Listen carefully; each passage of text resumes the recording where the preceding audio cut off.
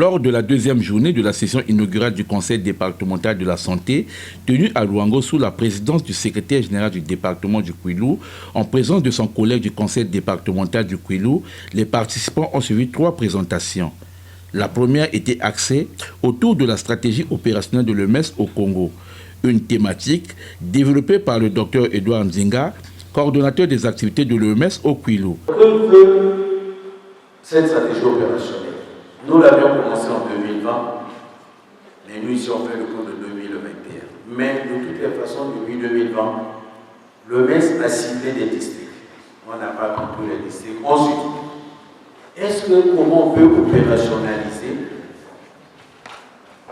aussi avec peu de moyens une stratégie pour que les districts sanitaires soient capables de s'exprimer? Parce qu'en fait, un district sanitaire, ça doit être un petit ministère de la Santé. Chacun à son niveau. Il y a le ministère, il y a la DGSA, il y a la DDS et il y a le médecin du district. Je pense que c'est les mêmes configurations ici avec les forces publiques. Je vois aussi les forces publiques avec commissariat central, après il y a commissariat de district, ainsi de suite. C'est aussi la même configuration que nous voulons. Donc, c'est en ce temps-là, l'OMS s'est dit, comment faire que l'appui de l'OMS soit au niveau même primaire? Comment, au niveau du quartier, on peut sentir que l'OMS est là?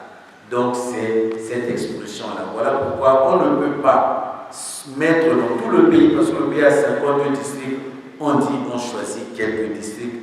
Tout le problème de l'OMS, ce n'est pas dire qu'on va couvrir tout le pays, c'est montrer, c'est ça le rôle de l'OMS, montrer qu'on est capable d'eux, avec pas assez toujours pour les gros moyens. Donc, il a été mis en place cette stratégie avec comme objectif principal renforcer la demande, améliorer la qualité des soins, parce que pour que les gens fréquentent les soins, il faudrait que les soins soient de qualité et aussi faire en sorte que les districts vivent. Parce qu'on veut arriver à l'autonomisation du district. Un district doit être capable de dire. Les débats qu'on a ici de dire, on a besoin du personnel.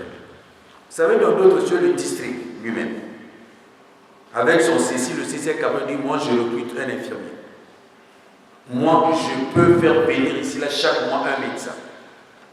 Et c'est ça ce que doit être un centre de santé. Le deuxième exposé sur la participation communautaire dans le domaine de la santé a été présenté par Mme Aline Makosso, chef de service communication à la direction départementale des soins et services de santé du Kouilou. Le jour, à cause de ces fenêtres, ça a changé.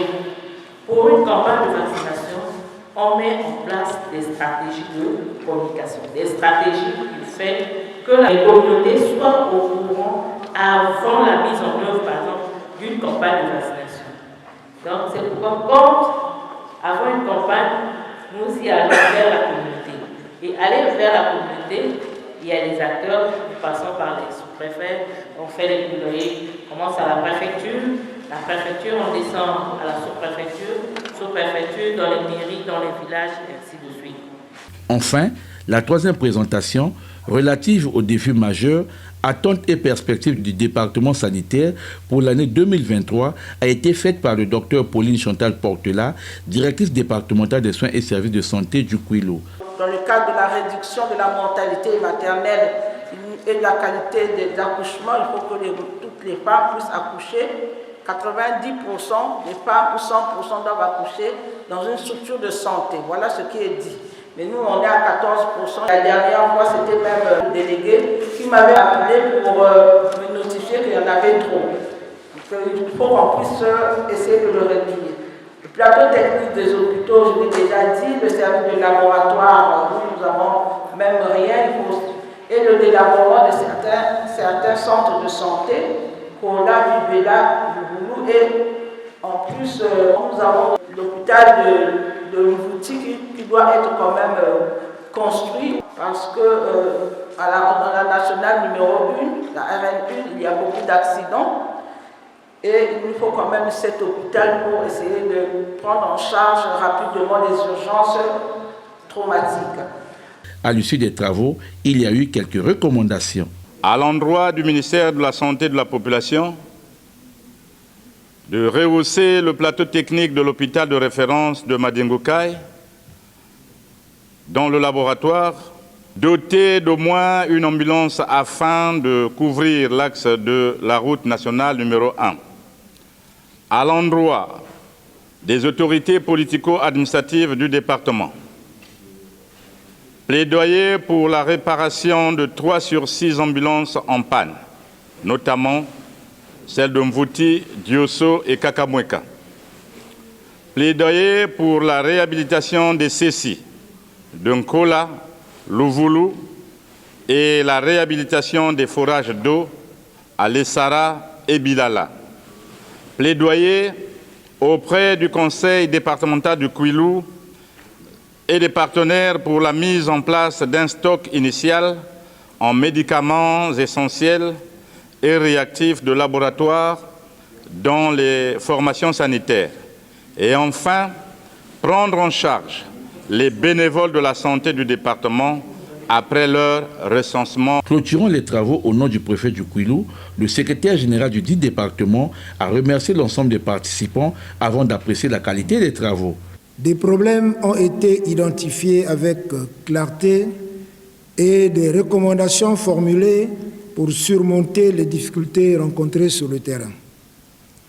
Tout cela permettra à coup sûr de créer les conditions d'un véritable transfert de compétences entre la tutelle ou les tutelles et les services décentralisés, point de chute de la mise en œuvre d'une véritable décentralisation, vœu cher au président de la République, chef de l'État, M.